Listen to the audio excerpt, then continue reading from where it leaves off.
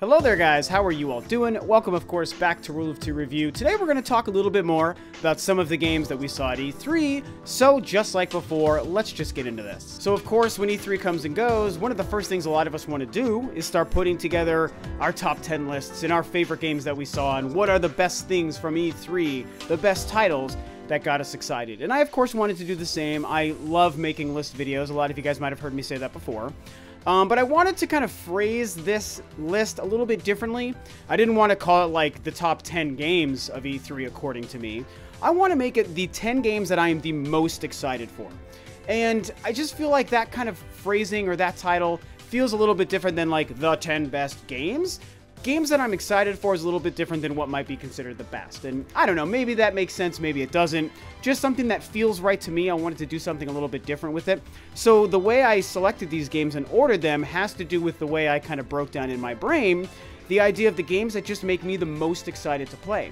Any one of these games, even like the 10th game, might end up being the actual best game on this list, of course. Not very likely, but it's possible. So it's not so much about what the best game is, it's just about what I'm excited to play based on what I saw at E3 this year. Now there is one pretty big caveat when it comes to this list, and that is that I'm only selecting titles that had actual gameplay or gameplay within a trailer to show us. And you know what that means? That means my two absolute biggest, favorite, most hyped, craziest, blow my mind announcements of the entirety of E3 don't qualify to be on this list. Of course, Metroid Prime 4 and Beyond Good and Evil 2. Those two titles were not eligible because they'd be an easy number 1 and number 2, and it would have been like no surprise, and I just don't think that it's really fair. I mean, they are my most hyped game out of anything, but we didn't see gameplay from either of those. And I mean, Metroid, we literally only saw a logo. Beyond Good and Evil was just a CG trailer featuring no gameplay, and that game is so far off, oh my gosh. So I didn't want to include those titles. I'm only going with stuff that we saw like actual gameplay demos from, whether it was on stage at a booth, whether it was throughout the show being live streamed, whether it was at the Nintendo Treehouse, or whether it was in a trailer that still had actual quantifiable gameplay to show us. There's one that kind of skirts the line, but I still felt comfortable including it. But overall, I wanted to make sure that everyone was aware of that one asterisk and that one rule that I threw into this list. So let's go ahead and get started. And what I'm going to do in the interest of time, a little bit differently than I've done before, is I'm going to block out the titles in a specific section and do 3 titles at a time until I get to number 1, because I think that'll be a little bit fun. So for numbers 10 through 7, we have, for myself at E3, the games that I'm most excited for. Number 10 would be Anthem, number 9 would be Call of Duty World War II, and number 8 would be Fire Emblem Warriors. So, starting with Anthem, the game looks great. It's that simple. It was this big hype moment for Microsoft at their show, and we know that EA kind of teased it the day before at their press conference, and by the time we finally saw it at the close of Microsoft's press conference, I thought it looked really good. Yes, it evokes Destiny, but I happen to really like Destiny. I don't care what the haters say. I'm a big Destiny fan. I was really excited for the visual style of Anthem. I love the fact that it's got jetpacks, and they had really dumb gamer banter in the trailer I've made fun of a few times, but when it comes to what that game's trying to do, and the fact that, hey, I'm not a graphics whore, but every once in a while, I'm all about some amazing, mind-blowing visuals, and Anthem is the kind of game that I'm okay letting bring that to me. And I'm okay letting the visual awesomeness of that game be part of my excitement. There's a few games that are that way on this list, and I'm totally cool with that. I think Anthem looks great. I can't wait to play it. Call of Duty World War II. I mean, I'm also just a Call of Duty fan. Another series that haters are going to hate, but I can't help it. I really enjoy Call of Duty. Infinite Warfare was the first one I ever skipped because of the download size, but World War II has me very excited. All of the gameplay stuff we saw at E3 was incredible. The multiplayer looks like they've taken it to the next level, and like it looks so much like they've actually gone crazy next gen with the look and feel and style of Call of Duty. And the fact that it's going back to old school shooters in World War II, I mean, Call of Duty hadn't done that in like 7 or 8 or 10 years or something, and I think that that's really cool. The game looks really good to me. I miss having a Call of Duty game to play after having taken a year off from the series. Really excited for that. Bummed it's not coming to Switch, but that's okay. I'm still going to play it. Fire Emblem Warriors. I mean, I don't know what else there is to say. I put so much time into Hyrule Warriors. I've said this before. Without question, the game I played the most on my Wii U. Not my favorite game by a long shot on the Wii U, but it's the game that I played the most and kept coming back to, and was always willing to just pop in and play for another couple of hours and just level up some character I really didn't spend much time on, and it helped that it was a Zelda game with Zelda fan service, and I love me some Zelda. Fire Emblem, I'm also a huge fan of, nowhere near the levels of Zelda, but still very, very big fan. And the fact that this is a game I can play on my Switch, and it looks like it's got a great new, beautiful visual art style that takes advantage of the power of the Switch, I'm going to be able to take it anywhere. We know that the combat's going to be a lot deeper. We kind of saw that a little bit. And like the strategy of working through the map, we saw that at the treehouse. I think it just looks great, man. It's another new Switch game. It's first party. It's Fire Emblem. It's like a Warriors game.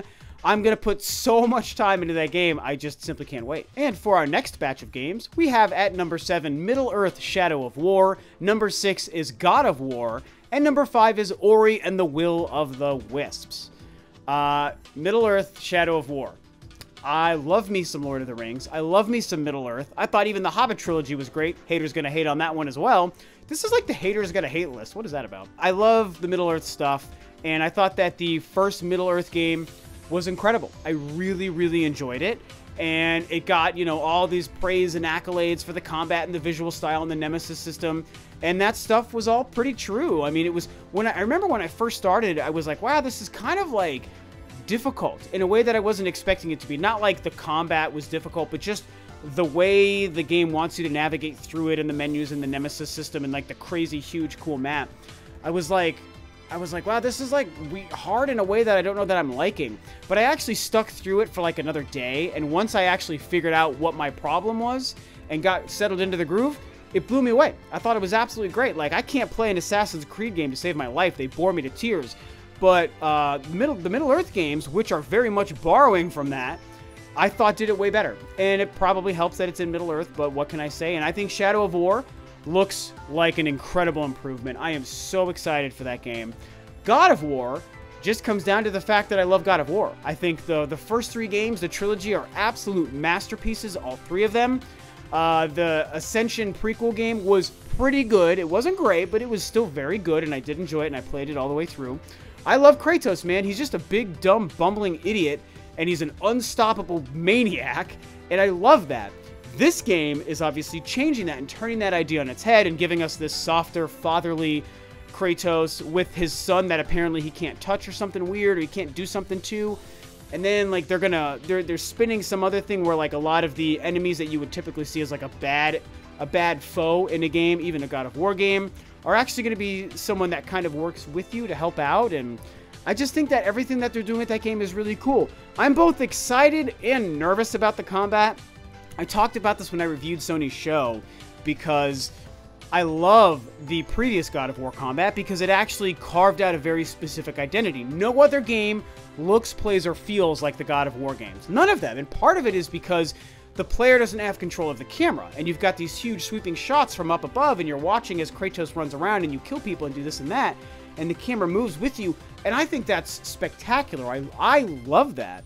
And this game has basically taken that away and has now, excuse me, put the camera right behind Kratos' shoulder, which, in my opinion, could very potentially make it just like any other game. And I don't want that. I hope that it still feels unique. And the story, I think, is going to help there. So I'm crazy excited. When it comes to Ori, oh my goodness, you guys. The first Ori on the Xbox One is one of my favorite games of the last couple of years. And I'm a side-scrolling nut. I just love side-scrolling platforming games. And it's very much the Metroid and the Metroidvania kind of game, which obviously I'm a huge fan of. And I think it's probably the best example of a game that isn't a Metroid or Castlevania game. That's how good Ori and the Blind Forest really, truly is. I've played through it a few times. It's so good. The graphics are great. The story's great. The music is to die for. And the platforming and puzzles and combat's amazing. It's an amazing game. And we have a sequel that looks even better. I don't think there was any gameplay really except for the kind of little bit that was shown in the trailer. That's why it's the one that kind of skirts the line, like I said, as far as if we saw gameplay or not. But we kind of did in the trailer. I'm going to let it slide because I wanted to include that one on this list. So that's it, man. Ori, give me all the platforming goodness you can give me, and Ori's going to be amazing. Alrighty, the next batch is going to be fun but tricky because, as it usually is with my lists, when I get to the top 3 of most of my lists, I almost always put them together in a way where the top 3 games, any one of them could be number 1 on any given day. And today I just happened to order my top 3 of this list the way that I did. And with this next batch, we're going to get into numbers 3 and 2. So I just wanted to include that. numbers 3, 2, and 1 are like pretty interchangeable, but I have an order and I settled on that order and I'm going to stick to it. So, but we're going to still start with number 4 through 2. So, my number 4 most excited game is Xenoblade Chronicles 2. Number 3 is Super Mario Odyssey. And number 2 is Star Wars Battlefront 2. So this is probably going to be the most controversial segment of my list here for obvious reasons. But let's get started with Xenoblade. I couldn't be more excited for this game, you guys. The first Xenoblade Chronicles on the Wii is like a 10 out of 10 to me. I fell so in love with that game in a way I wasn't expecting. I enjoy JRPGs, but I don't really play them very often. The one I spent the most time with and was the most enamored with before Xenoblade Chronicles on the Wii was Tales of Symphonia on the GameCube, which was, I think, 2004, if you guys can correct me, around that time. And that's an amazing game. I love Tales of Symphonia. And other than playing Tales of Symphonia 2, I don't even know if I played a JRPG between then and Xenoblade Chronicles. And Xenoblade Chronicles, I was nervous but excited, and it just floored me. Xenoblade Chronicles X, very great game. One of my favorite Wii U games. Nowhere near as good as Chronicles. So Chronicles 2 on the Switch is just totally blowing me away. I love what the Treehouse showed of that game. I love the slight changes and kind of simplification to the battle system and the art system in this game.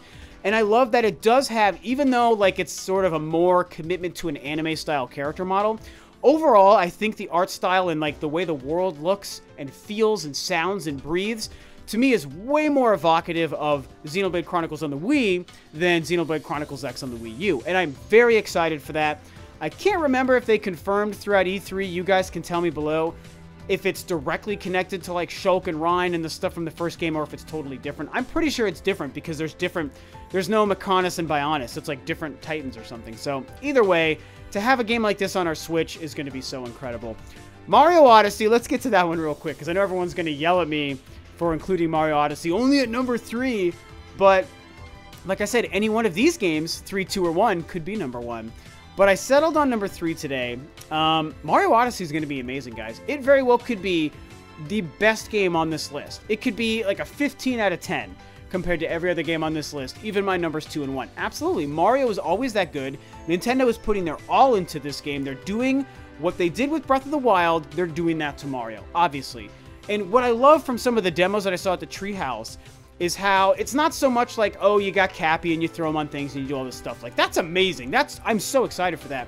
But what I really like is that they did try to create an organic, breathing world, considering you go to all these crazy places following the Odyssey ship. What I love is that there are some moments where this game kind of lets the atmosphere of the world you're in tell its story. And like the whatever, the Whispering Woods or the Quiet Woods place or something, where like there's no real music happening, it's just the sounds of like trees and forest and water and crickets, and there's a few elements of that sprinkled throughout this game based on the few demos we saw, and that kind of stuff gets me really excited. When you take that element of atmosphere and tone and throw that into an amazing, wacky Mario platforming, huge Super Mario Sunshine Adventure kind of game, I'm floored. I'm absolutely floored. That game looks better than it ever has. And I mean, I don't really know that I'm going to maybe potentially find it as good as Breath of the Wild. I mean, I have to play it, obviously, to know. It's just tough to think that anything until Metroid Prime 4 is going to top Breath of the Wild for me. But you never know. If there's any game that's going to do it, it would be Mario, and it would be Mario Odyssey. So I just think that game's going to be an absolute win for all time. And number 2, Battlefront 2. So there's so many reasons why this game is so high on the list for me. The main one is, you know, you guys have to understand, like, I love gaming and Nintendo. It's like my favorite thing in the world, but it's not actually my favorite thing, because my favorite thing in the world, outside of the real world reality life things we have to deal with, in like the fun nerdy world, is Star Wars. Like, Star Wars is the thing that actually drives me. I am a bigger fan of the Star Wars saga and those films and that whole element of history and George Lucas as a filmmaker and storyteller. I'm a bigger fan of that than I am of playing video games and of Nintendo. Like, I just am a bigger Star Wars fan than a gamer. And that's okay. Hopefully you guys can see that way. And so when I take a look at a game that emulates the Star Wars experience as well as this game does and makes it a video game, it's basically just the best of both worlds. And so it's hard not for me to get as excited about that as I am. Also, Battlefront 2 is specific because it's appealing to a very certain sensibility within myself as a Star Wars fan. And the gameplay stuff I'll get to in a sec, but for me, the fact that they have shown such a love, appreciation, and attention to detail to specifically the prequel and Clone War era is just makes my heart explode with happiness, you guys. Because I'll never not say that the original Star Wars trilogy is the best trilogy ever made and that those aren't the best Star Wars movies, because they obviously are. But I kind of hold the prequel trilogy a little bit closer to my chest because they kind of shot me into Star Wars superstardom, and they're the ones that I truly grew up with because I was a baby when the original trilogy was in theaters. And so the ones I lived through the releases of were initially the prequels, and I love them. To this day, they're 3 of my absolute favorite movies of all time. Revenge of the Sith is my 2nd favorite Star Wars film.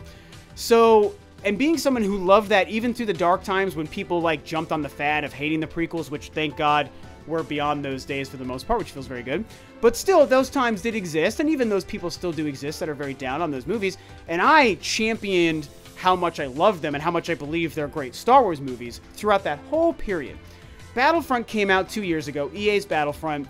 No prequel stuff, barely any new trilogy stuff, all original trilogy. It's great, and I love what they did recreating the original trilogy world, and all I could think of was, man, I just wish I could see prequel era stuff the same way. I want to see Mustafar recreated with this level of detail and love, and Naboo, and Kamino, and Geonosis, and all these places that they're already doing, plus Anakin and Obi-Wan and Count Dooku, some of my favorite characters. Darth Maul, put them in a game this way, and I never thought we'd see it, and we're seeing it. The whole battle Assault on Theed thing they did was all Naboo stuff. We had the Confederate of Independent Systems, the Separatists with the droid army. We had clone troopers. I wanted clone troopers in the Frostbite engine so badly, and EA's given us that in spades. So I'm dragging this on. The point is, they've made that game like almost specifically for me, and I'm so excited. And the gameplay looks better. All the DLC is free. All 3 eras represented. Battle points, upgradable. Ships are available and upgradable. Easier to get heroes. I mean, there's just a million things. Classes are back. Oh, thank you for the classes. There's just a million reasons and 5 why Battlefront 2 is number 2 on this list. And I'm so crazy excited. And man, it almost made number 1. But it's time to get to number 1. And you can probably guess what it is at this point, knowing the games I'm not including and hearing everything that I mentioned so far. The number 1 game for me that I am the most excited to play coming out of E3 2017 is Metroid Samus Returns. Holla! We got Metroid and Samus back, and it's so exciting. You know, I would love to include Metroid Prime, but I can't do that. However, Samus Returns was that perfect stinger, and it's everything I wanted. I mean, I almost wanted a 2D Metroid game like this more than I ever would have thought I'd want another Prime game, because I didn't think that Nintendo was going to go back to first person, and especially back to the Prime saga for the next console Metroid game. I didn't expect that. So I was like, well, I would actually just take a really beautiful 2D game, whether it was hand-drawn or 3D sprites or whatever. That's what I would have loved, and they've given it to us. And yes, it's on the 3DS, and I know some people want to cry about that, and you can just cry on if you want to. I'm not worried about it. I'm excited for a 3DS Metroid game. I'm excited for this game.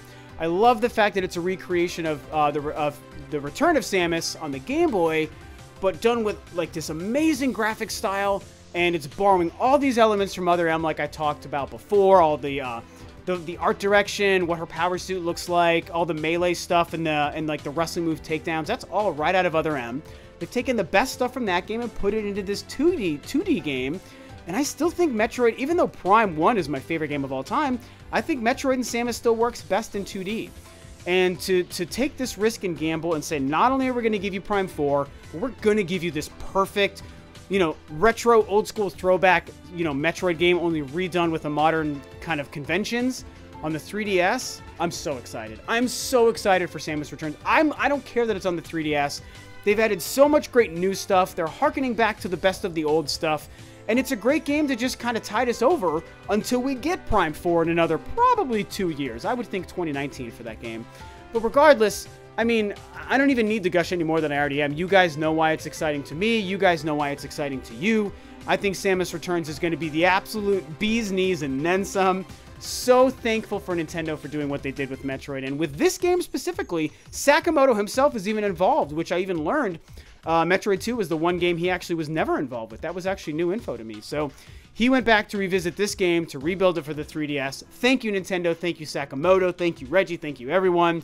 I can't wait. Metroid Samus Returns is easily my #1 game of E3. So that's it. That's my list of the 10 games I'm the most excited for coming off of E3 2017. I was going to do honorable mentions, but I don't need to yell any more game titles at you guys. It's, you know, I'm going to make a different video where I might go over that stuff, and I don't want to spoil how those would play out. But there was a lot of games. This was a hard but very fun list to put together. So tell me what you think about the 10 titles that I included. You can yell at me for the order because obviously my order was completely wrong and you should be very upset with me for ordering them the way that I did.